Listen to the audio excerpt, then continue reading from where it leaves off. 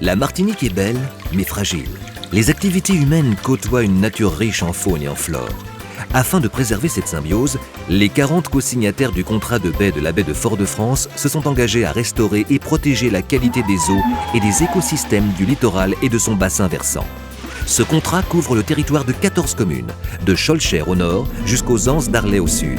Il permet à chacun d'agir par des actions concrètes. Il m'arrive souvent de faire des petits travaux de rénovation ou de bricolage ou de peinture ou de les faire et il me reste à l'issue de ces petits travaux des pots de peinture, de vernis, du white spirit que je stocke derrière la maison parce que je sais qu'on ne peut pas les jeter n'importe où et n'importe comment.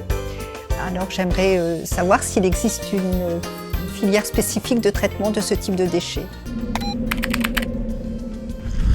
Un grand nombre de produits dangereux sont facilement reconnaissables grâce au symbole de danger qui figure sur l'emballage d'origine. Il illustre la nature du danger que présente le produit. Ces produits peuvent réagir chimiquement ensemble, c'est pourquoi il est impératif de ne pas les mélanger et de les conserver dans leur emballage d'origine afin qu'ils puissent être identifiés. C'est d'ailleurs une condition obligatoire à leur admission en déchetterie. Alors, les déchets dangereux des ménages sont conditionnés dans un format qui correspond à une utilisation familiale.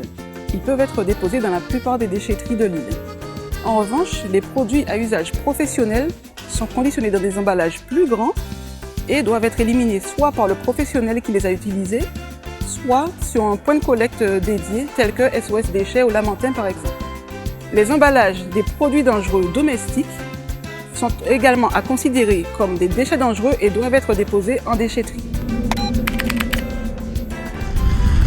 On peut essayer de limiter ces déchets et leurs dangers pour l'environnement en réutilisant au maximum les produits dont on dispose, en achetant plutôt des peintures à l'eau qui évitent l'emploi de white spirit ou des produits écolabellisés moins dangereux pour l'environnement ou en utilisant des techniques alternatives, un décapage thermique à la place d'un décapant chimique par exemple.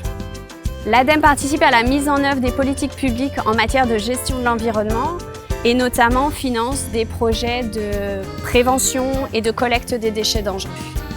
Pour préserver nos eaux et notre environnement, je signe le contrat de baie.